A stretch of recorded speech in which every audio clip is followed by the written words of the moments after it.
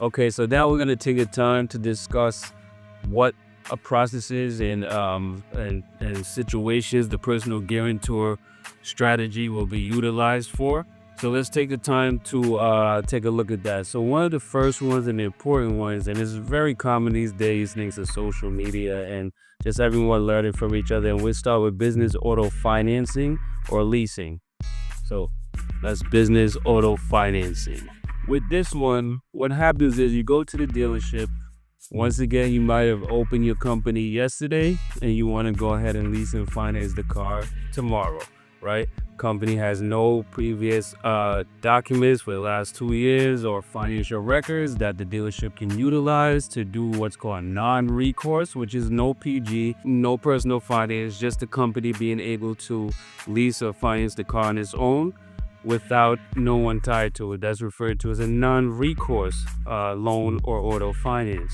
So in this event, you might not be able to do that because you just opened the company yesterday and you want to lease today. So with that, the non-recourse option is going off the table. So now we have to check down to personal guarantor.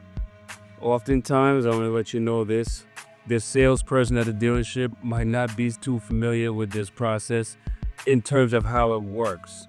I'll share my personal experience when I went to lease a vehicle for the company.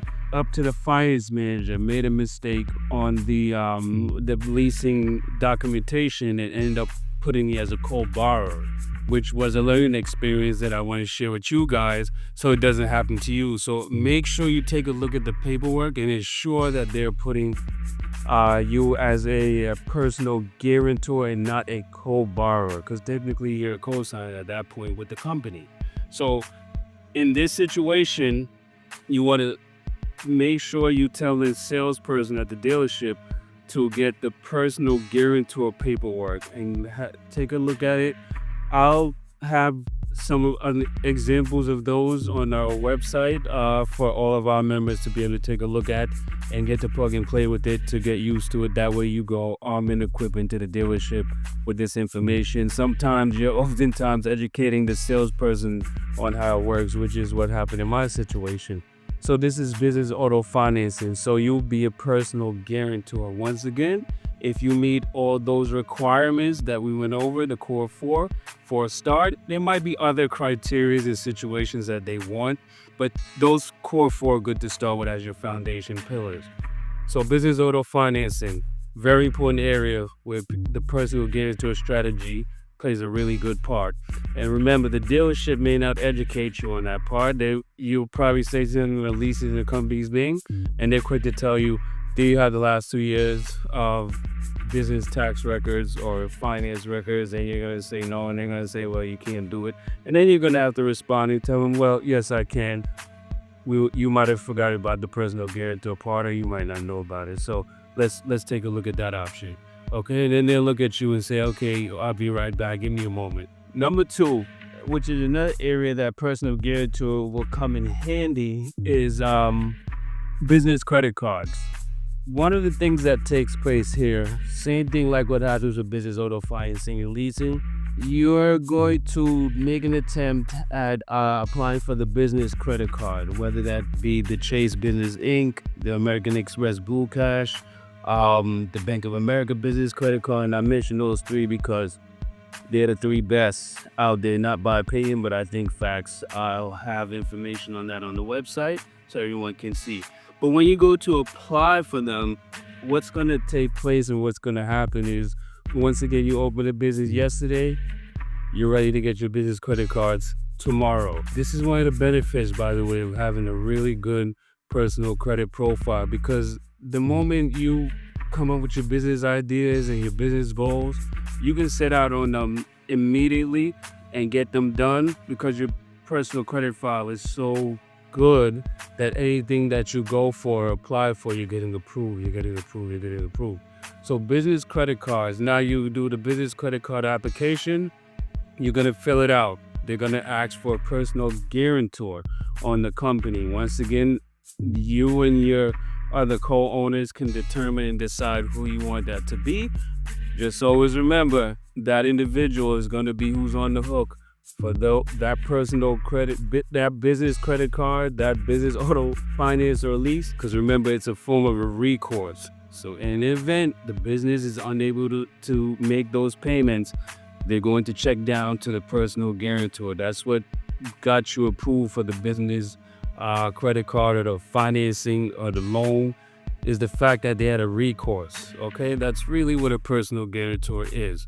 So that's business credit cards. So that's what they're going to look for a personal guarantor for. Number 3, very important area where personal guarantor comes in handy, and one of my favorites is real estate investing. As you guys may know, I stress much times is not what you make, it's what they take. And business real estate is one of the areas where what you make is most of what you keep, almost 100% most times, because it's passive income. And as we all know, passive income is the lowest tax asset class out there. But real estate investing, many of you may be very familiar with personal mortgage processes, which is when you buy a primary home or you're buying a second home in your name. The pathway that takes place there is much different than what takes place with real estate investing. To really scale and grow your real estate investment portfolio fast, you'll be connecting and working with private lenders. That's like your Live One Capital, your Lending One, and your Kiava. What happens when you start to work with them? You'll be a personal guarantor on that mortgage. It's very rare you have a non-recourse mortgage in the private lending world. It happens, but it's rare.